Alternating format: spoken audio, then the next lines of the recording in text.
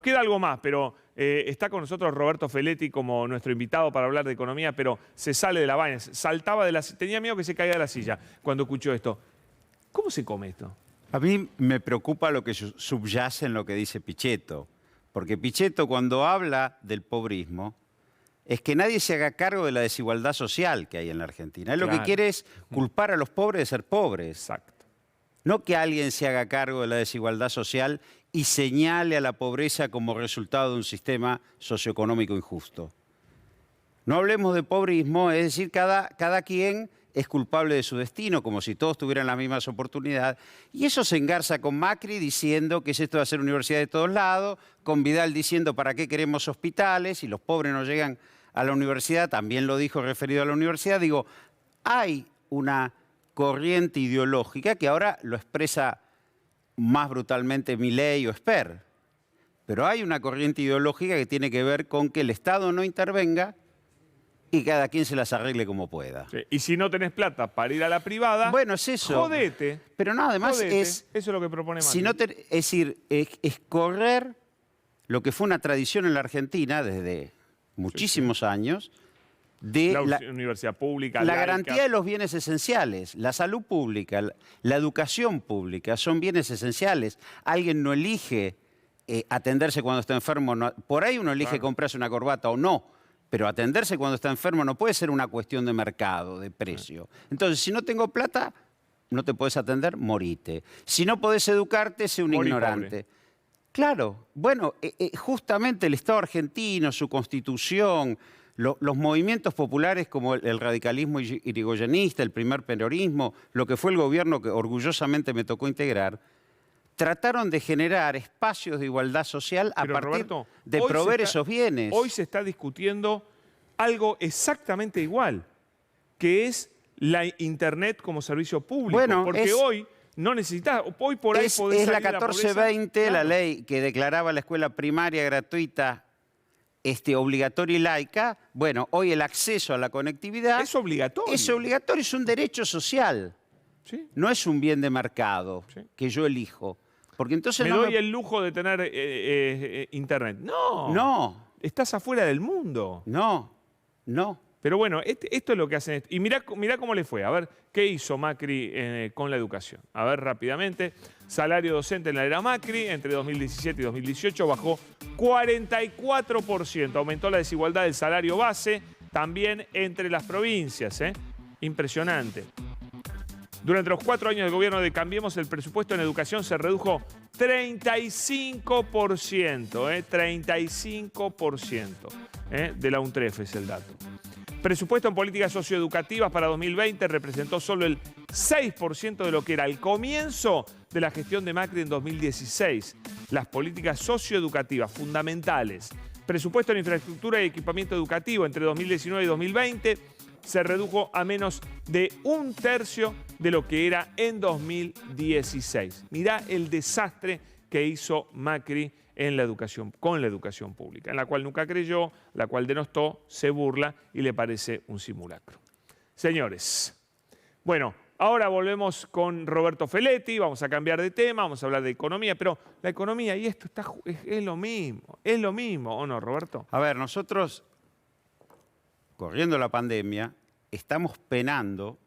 El año pasado se logró reestructurar 66.000 millones de dólares de deuda con el sector privado y ahora estamos penando por reestructurar 44.000 millones de dólares de deuda con el Fondo Monetario. 110.000 millones de deuda que el gobierno de Macri le dejó a los argentinos y creo que si le preguntamos a todos los argentinos no sabemos qué hizo con esa plata. A mí no me tocó nada. 86.000 millones de dólares de los 110 se fueron, informe oficial del Banco Central.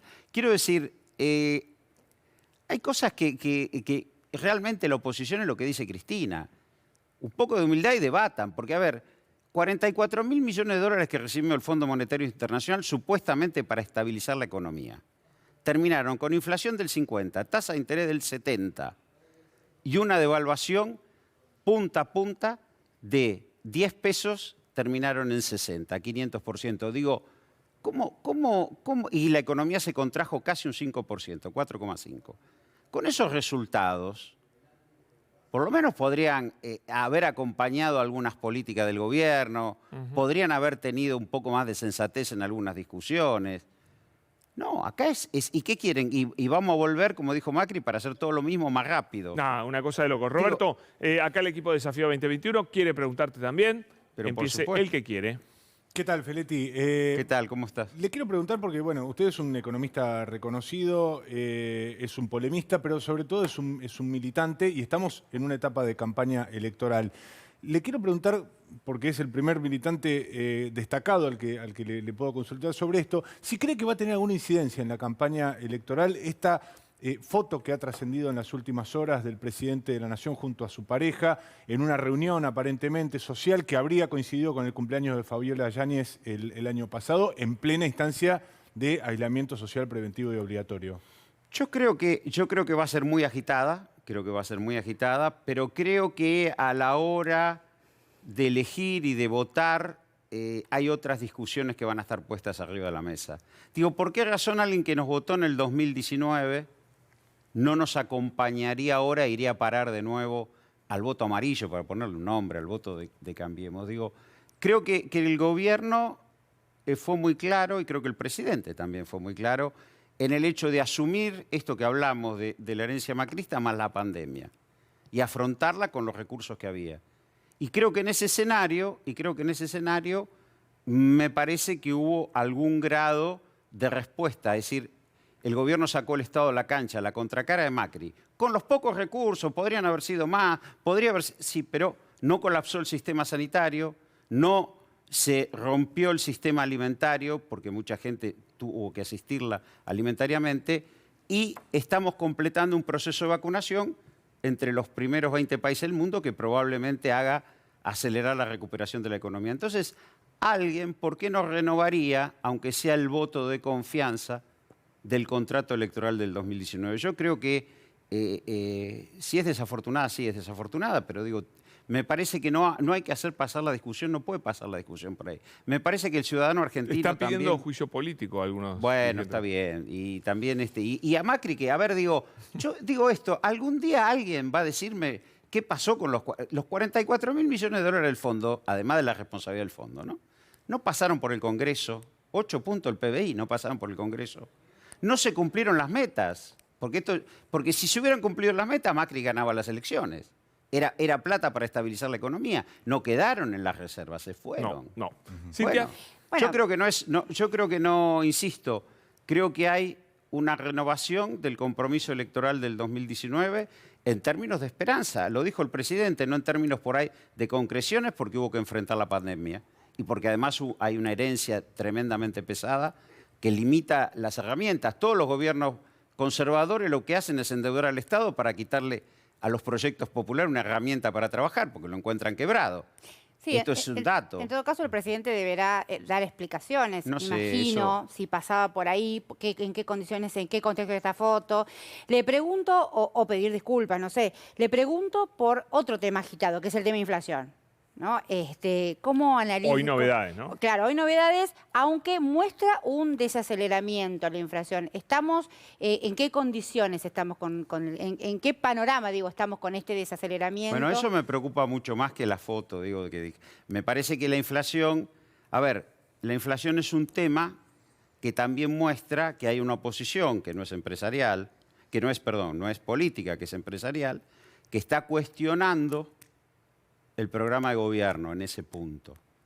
¿Por qué digo esto? El ministro sentado acá, en un excelente reportaje que le hace Iván, dice la inflación es multicausal. Entonces, si yo me pongo a mirar los números macro, y esto rápidamente para no aburrir, no hay un desborde fiscal. Si uno mira la meta, así como todos dicen, no cumplió la meta de inflación el presupuesto, que era el 29 y ya lo llegamos a julio, la meta presupuestaria fiscal está sobrecumplida. O sea, hay una situación fiscal moderada, prudente. Hay una situación monetaria moderada, prudente. El Banco Central acumuló reservas, o sea, el sector externo y el sector público están ordenaditos. ¿Por qué razón para todos los que dicen Milei ajusten el Estado y qué sé yo, que tendría que haber una presión inflacionaria si no es un comportamiento monopólico de fijadores de precios. Roberto, Esta me parece que es el punto en discusión más serio. Totalmente. Nos metemos en el debate de ayer y de hoy. Acá fuimos pioneros, por eso le voy a dejar a Mariano que pregunte sobre eso si quiere, sobre este debate de si las empresas pueden obligar a vacunar o no. Yo lamento que la discusión ahora es sectorial y cada cual está viendo qué le conviene y qué no le conviene. Acá lo que conviene es la salud pública, pero bueno, qué sé yo, ya se ha pervertido un poquito el debate, ¿no? Sí, hay hay también para muchos un gran ordenador de este debate que tiene que ver los enunciadores del debate. Es decir, que Claro, lo haya ya- dicho Daniel Funes de Rioja. Ya te pone en la otra vereda, pero no verdad está bien eso. No, claro, pero quiero decir, porque en realidad estamos hablando de colisión de intereses y me parece que eso Sí. es lo más enriquecedor de este debate. En una instancia donde hay una pandemia de las características inéditas que tenemos en la era moderna y donde personas que aparentemente por decisión propia, porque descreen de las vacunas o lo que fuera, quieren volver a sus puestos de trabajo, volver a la presencialidad o se ponen a disposición del empleador desde la presencialidad sin haber estado vacunados y la respuesta de este sector del empresariado diciendo yo tengo el derecho de reservar o de restringir el pago de salarios en este punto.